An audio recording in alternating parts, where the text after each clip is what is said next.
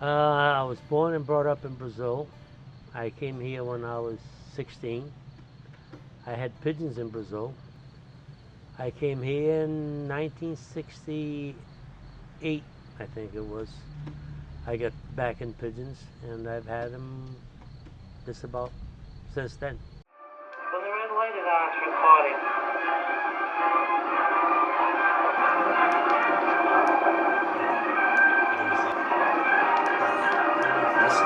Hi now.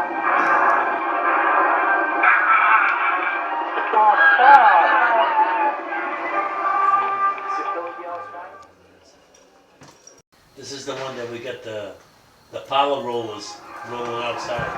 Oh yeah?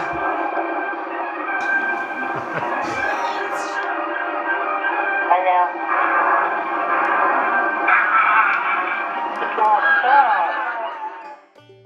Got here.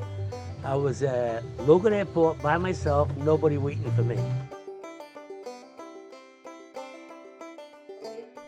It's tough. No friends. You don't know nothing. It was tough back then. Like today, everybody speaks English. Even back in Brazil, back then it wasn't the case. My father always liked birds anyways, so we always had parrots and we had canaries, but the pigeons were mine. Pigeons back then were loose. They had free flight all the time. Mostly homers, but they were black and white, and we didn't belong to a club or nothing. We just free flew them, you know. Fed them every day. That was it. I didn't know of any clubs. I don't know if they had any clubs in Brazil back then. Came here 2 weeks before my 16th birthday, and after my 16th birthday, I started working. I've been working ever since. I was working part-time doing vinyl siding and roofing and stuff for a company. And one day we were up in Cumberland working in a house, and I could hear pigeons. And I looked over and I said, wow, I gotta get some of those. I started meeting other people, because that person told me of some other friend that lived a few streets over that had birds too.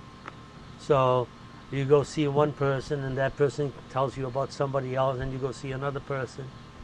I got started with the set-em-off tumblers. A kid came by here and saw my pigeons. And he told me that his grandfather had pigeons. So I went and see him. He was about a year old. I was babysitting. I said, let's take a ride over there. So I went and see him. And that's what he had. His grandfather had these here, and I've had him ever since. Did you get your son Yes. into the pigeon hobby? Yeah, for a while, until he was about maybe 10 or 12. And then other things took over. Computers and cell phones and music and... Yeah, music. Yes, obviously my dad wanted to get me into pigeons, like any dad wants, their kids to be in the same thing they're into. So we got Chinese owls. They're smaller, so they fit in your hands better. And I had one. I think it was the one that won. I named him Bob.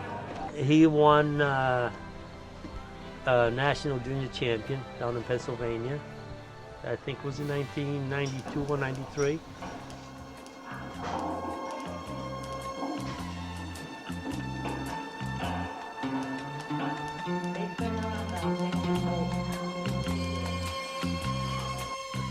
My wife thinks I'm nuts.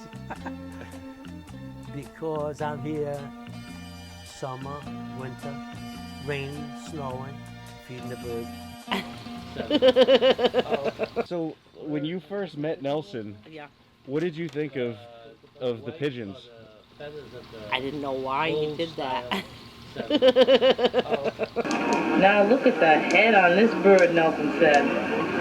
This is a show race ahead. If they sold this bird, they'd sell it for an awful lot of money. Huh, Nell? No, she understands it. It's something I like to do.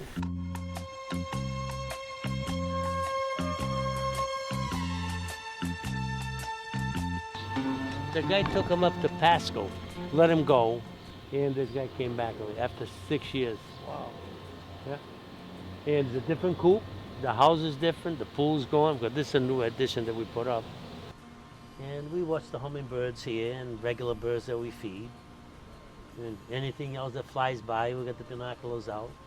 Or we go in the woods and look for birds. The only national title we have is Nelson when he was a junior. But I do local shows, best of breed and stuff. So you're pretty well known. In fact, if you call the Audubon Society and you tell them you got a pigeon around this area, I guarantee you they'll give him my name.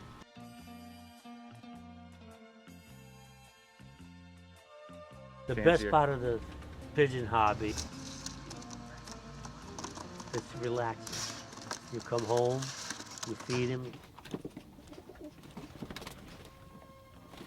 you watch him acting and feeding the young, and then you have to take care of the young sometimes, make sure you band them. And you just enjoy it. You sit and relax. If you want to add on to, well, the guy up the street just released some birds. Did he? They're flying around, watch. Oh, yeah.